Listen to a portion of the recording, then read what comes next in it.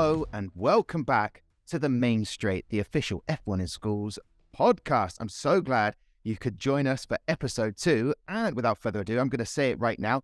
Happy New Year to you. Wherever you may be around the world, we hope that you are having a brilliant start to your year and also that you had a good festive period. I know for myself, I'll share with you now, I completed it. I did Home Alone 1 and 2, watched that. I watched The Nativity, I watched Elf, I watched Grinch. I mean, maybe I've missed one out. Maybe if I have, you could let me know by sending us a message so that I am prepared for Christmas 2023. But anyway, thank you very much for joining us again. This is where we bring you all of the F1 in Schools insights, some gems. We get some brilliant guests on, and of course, we bring you the latest news. And I can tell you that I am starting with my personal news. I have a brand new year's resolution. Yes, I'm not very good at New Year's resolutions, but I've decided to go with this one. I did a bit of research and I found out, I looked into it, New Year's resolutions for a healthy, happy life. How many of you will be doing this? The top 5 are build a better budget. Okay, that's number 1. Practice mindfulness, cook something new each week, and read more books. And finally, create a cleaning schedule that you'll stick to. Well, I didn't go for any of those to make my life happier. I've gone with this New Year's resolution, eat less chocolate. I'll be honest with you, I don't know if that's going to make me happier or not. But welcome back. Welcome back to the podcast. We obviously want you to get involved. Send us anything on our socials, which is at F1 in Schools HQ. You can leave us a comment. Most importantly, please let us know that you're enjoying the podcast by following us and making sure you download all of the latest episodes. Oh, by the way, that reminds me, episode 1, we had the founder and chairman of F1 in Schools, Andrew Denford, on, who had a brilliant chat with me talking about the origins of F1 in Schools and hopes for the future. So if you haven't heard that already and listened to it, then make sure you do it. You could either do it now, stop this podcast, go and listen to it, then come back, or you could just do it at the end, or you could do it whenever you fancy. It is all up to you. Right, without further ado, I'm excited to get our first guest of the new year on, and that is a teacher. And I want to get the teacher's perspective of F1 in Schools, and it is, of course, Rob Shephard from Scarborough UTC. Welcome to the Main Straight podcast. Thank you very much, Tom. Lovely to be here. Yeah, bit of pressure on you, on your shoulders. Andrew Denford, the chairman and founder of F1 in Schools, is our first guest, but I don't want to put any pressure on you for being our second guest. But obviously you would have heard the first episode. You know what I'm going to do. I've got several questions to ask you. And what's interesting about this is you can give us a bit of an insight as a teacher. So my first question to you, Rob, is how did you get involved in F1 in Schools?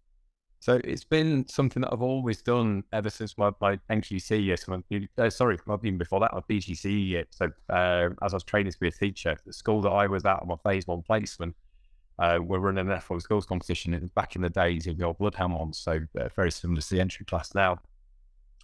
And my background prior to teaching is an aerospace engineer and teaching engineering and design technology. The two really went hand in hand, and it was something that I embraced and fell in love with more than anything. And that was something that I saw how students were engaged with it, and it was outside of that curriculum and outside of that educational environment and applying that knowledge.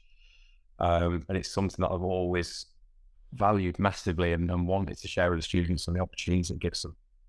Yeah, and you missed out the big F there, a lot of fun as well. Am I right? Yeah, definitely. A lot of pressure, but yeah, definitely a lot of fun when everything's handed in and you watch your car on the track, or sort of show the students' cars on track.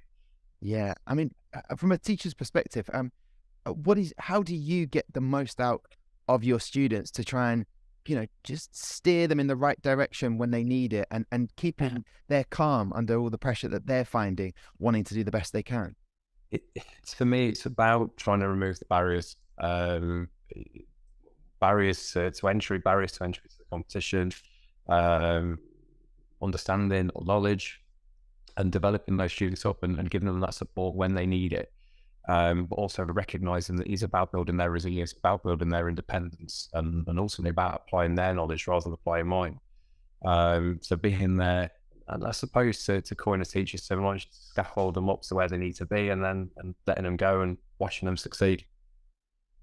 What would you say were the most difficult challenges you have as a teacher, standing back, obviously helping them to get as far as they can. What sort of problems arise from your perspective? From our contextual viewpoint, being up in Scarborough, we're what's called an opportunity area within the educational world. So that is that basically we're an area of lower social, economic, or educational deprivation. So as a result of that, there are initiatives and opportunities that are put in place for those students to try and go above and beyond of what they'd normally get. So from a barriers perspective from us, first of all, the UTC that I'm at is a purpose-built university technical college that was built in 2016 with a view of getting students into engineering within the locality, because there is a need for it. There is a need nationally, but even more so regionally.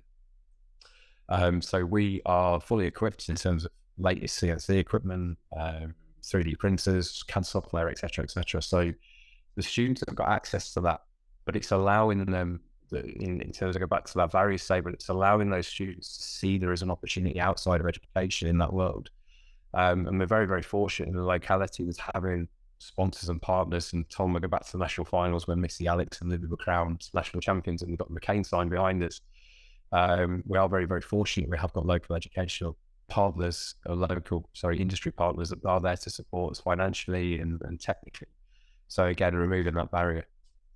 Yeah, I mean, it sounds like you've got all the potential there. It's just getting the kids and the students to just take part, to just give it an opportunity. That must be really rewarding when they do so well, as the most recent team you've had at SBA Avidity, getting to a world final and finishing third. That must be so rewarding for you as the teacher, Rob. Yeah, words can't even put it into perspective, Tom. The sense of pride, I mean, you welled up, I'd gone, as Missy dragged me into the clip for the national finals. Myself and my team were welling up. And then again, to see them place first overall for Project Management Award, and recognition of the hard work that we've put in, and then to be crowned third place overall of the world finalists for a team from Scarborough. I can't even begin to put it into perspective, but it's such a sense of pride and such a sense of reward. And I'm sure for the other teams, because you've been involved since 2015, I believe, when you started teaching at Scarborough UTC. So even the teams that don't finish there, that don't get to a Worlds, they make it to a national, which is fantastic because that's getting from the regionals. So even those teams that don't go on to have the same success that SBA Avidity have done, it's still so rewarding because, as you mentioned, it was just about getting those students to give it a go, to get involved. Yeah, very much so. I mean, I mentioned back in the first question you asked me, sort of what made me get involved originally, and as I said, it was a school that was my phase one placement, my PGCE year, that really lit that fire for me. I then took it to my second school, which was 2015 onwards, and then I was there for 2 years, and then it was partly in place up at Scarborough what really drove it from when I joined. And as I said, the opportunity is just phenomenal, absolutely phenomenal.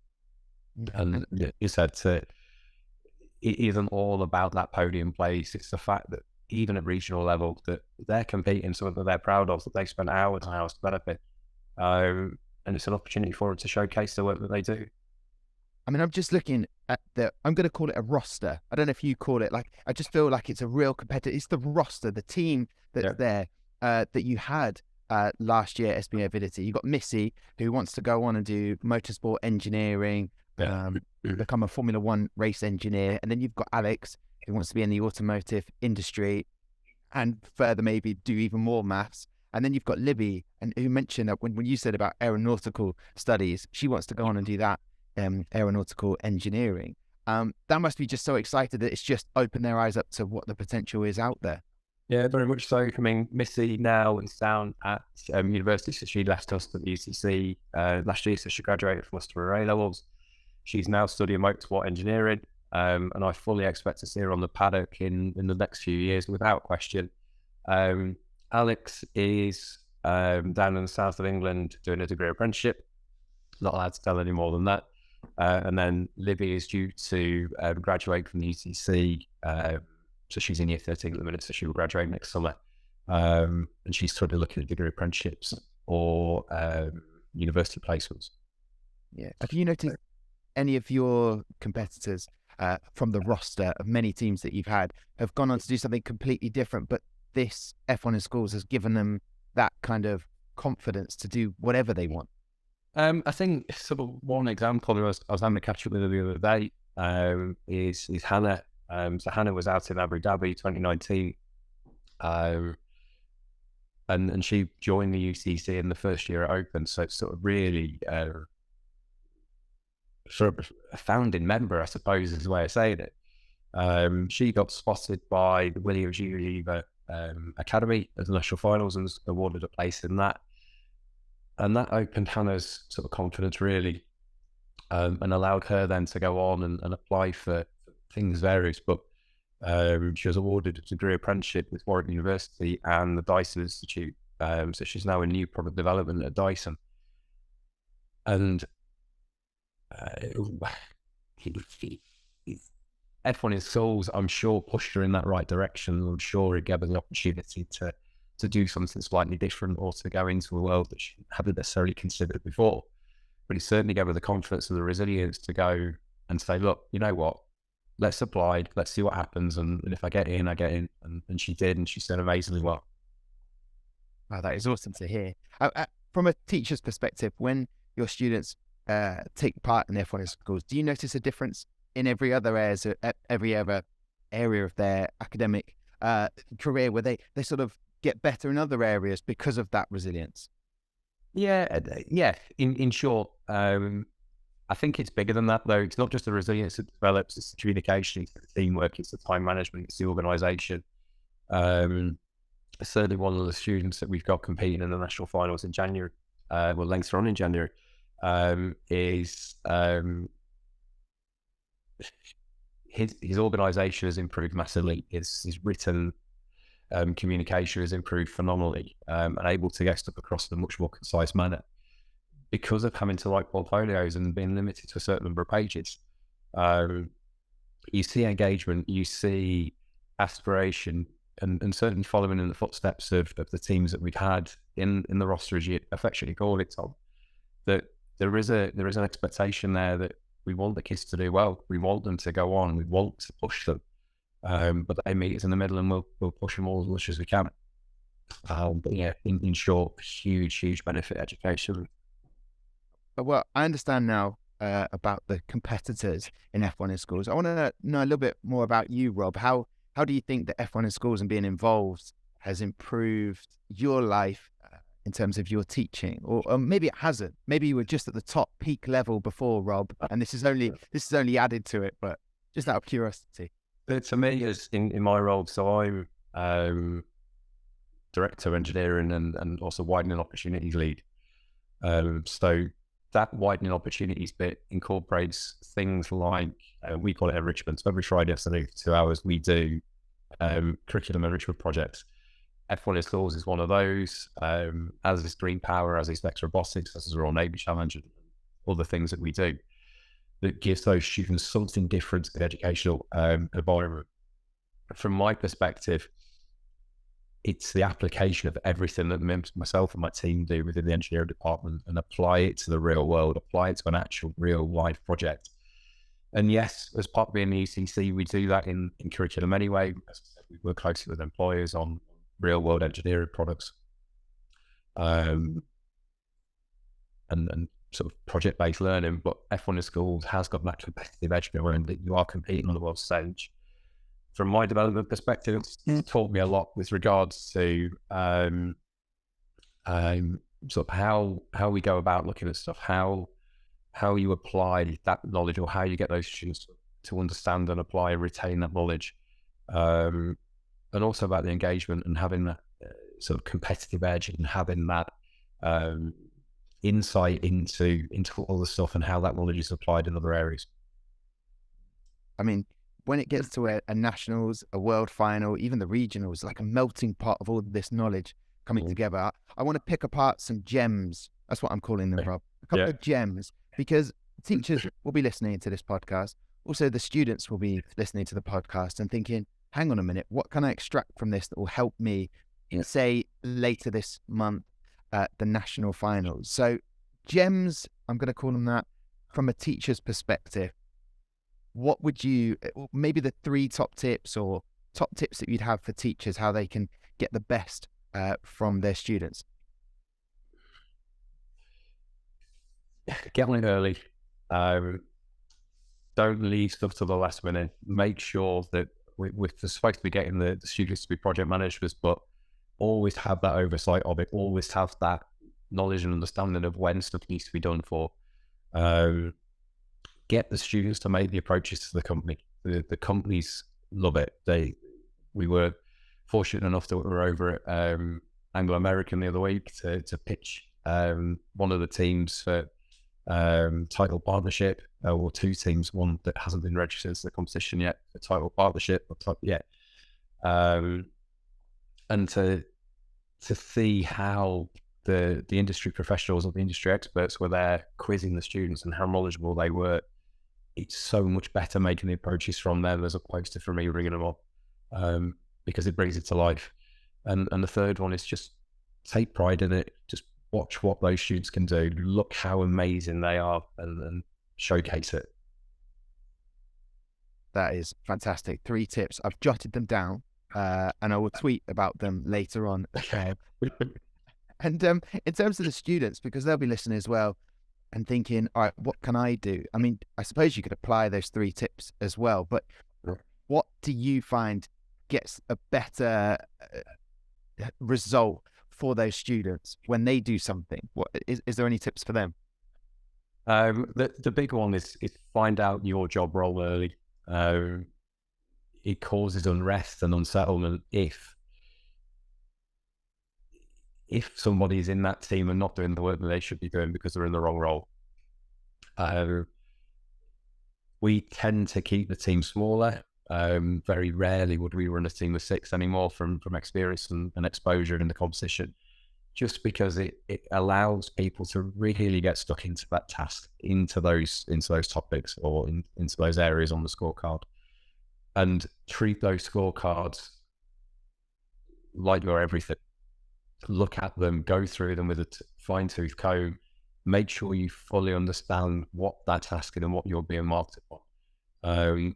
However, don't treat it like it's a course for success criteria. So where you're looking at it thinking, right, if I do this, this, and this, it's going to get me 20 marks. It doesn't quite work like that. You're being judged against other people that you're competing with, and it's a scale. But if you're aiming at the top mark band or the top bracket, you're not going to go far wrong. That is excellent. I love this, Rob.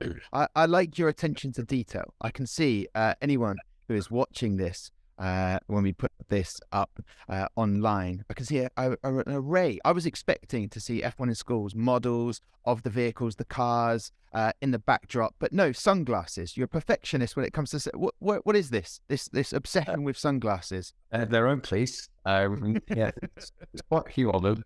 I'm a king cyclist. As you can see, I've got part of the bike behind me that needs to be hung back up on a wall, but that's a different story. And yeah, it's the engineering behind it. How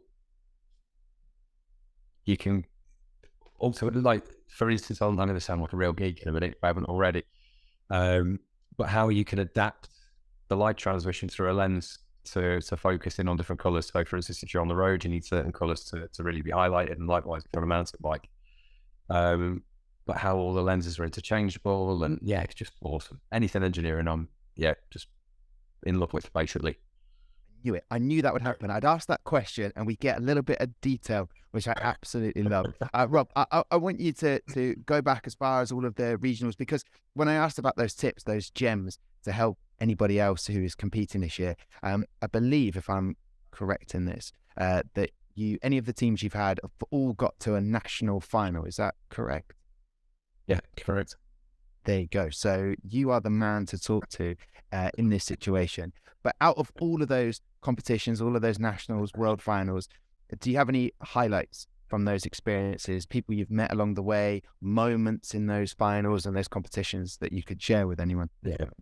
Yeah. And there's too many, Tom, unless we've got multiple days to go. But the big ones to me are and I still have to watch it back on YouTube just to realise that it was actually real. To see SBA that it get crowned national champions 2021, and to see the reaction and the pride and the hard work being paid off for those students, for Alex, Missy and Libby, is something that I'm never ever going to forget. To be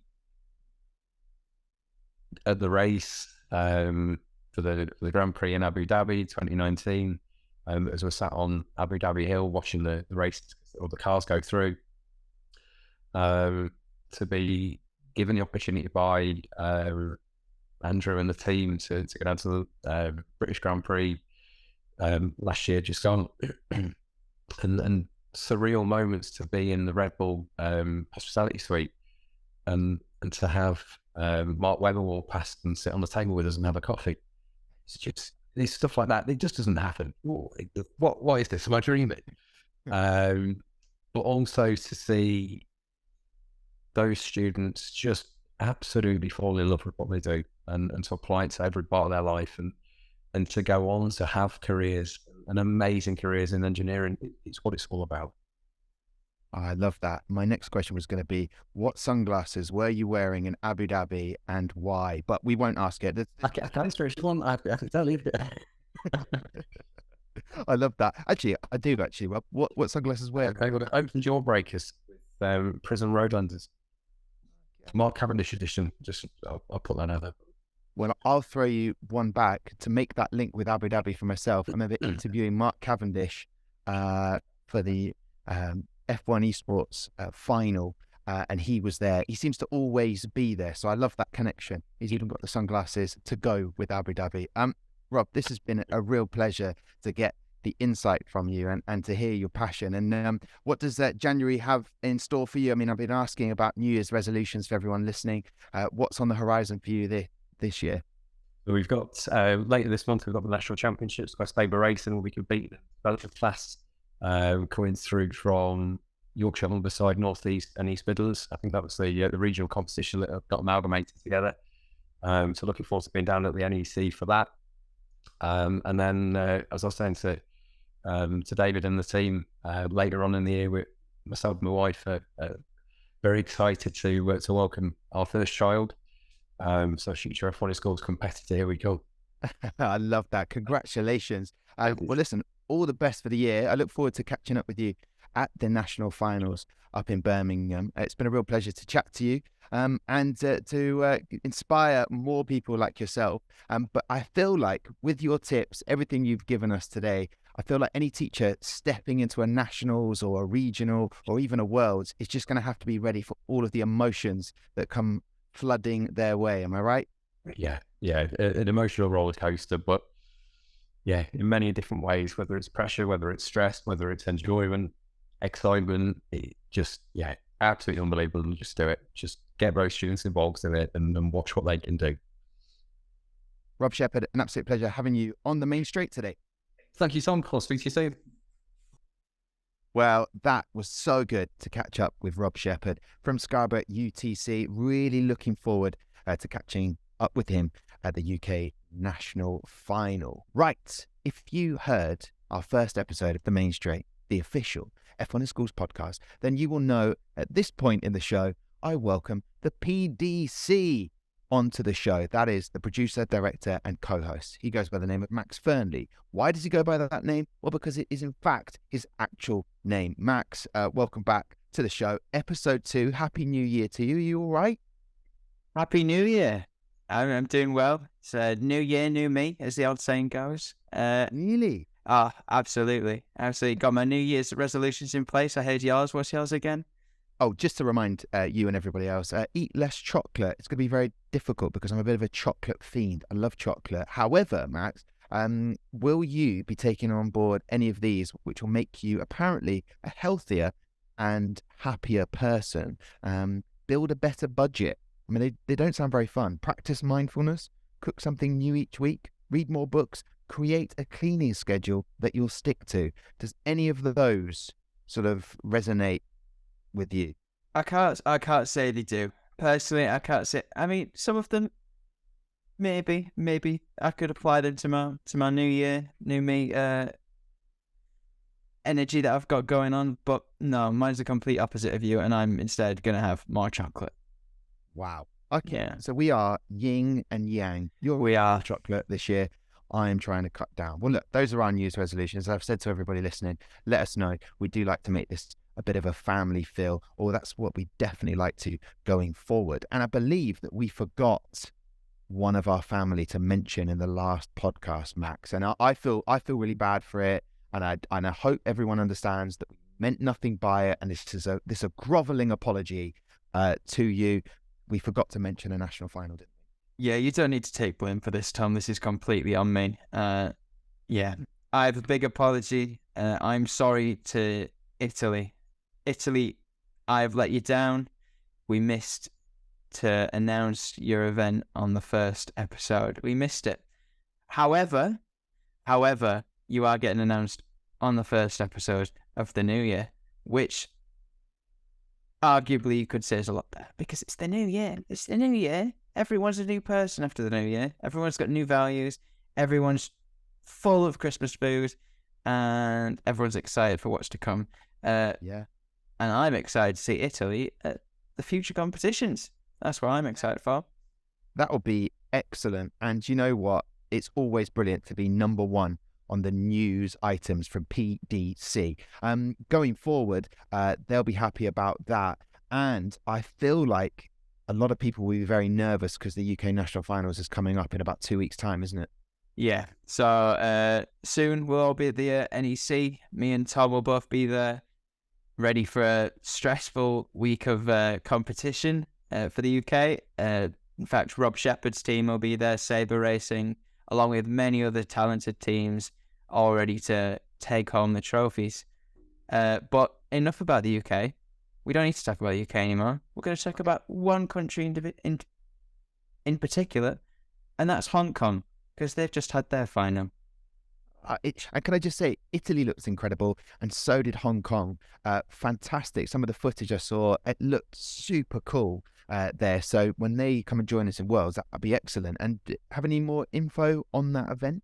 I do. So Hong Kong, their first place team was Team Lion Rock. Second place is CWK Accurate Team. And third place is JTCU, but congratulations to all three of them and all the other teams that competed.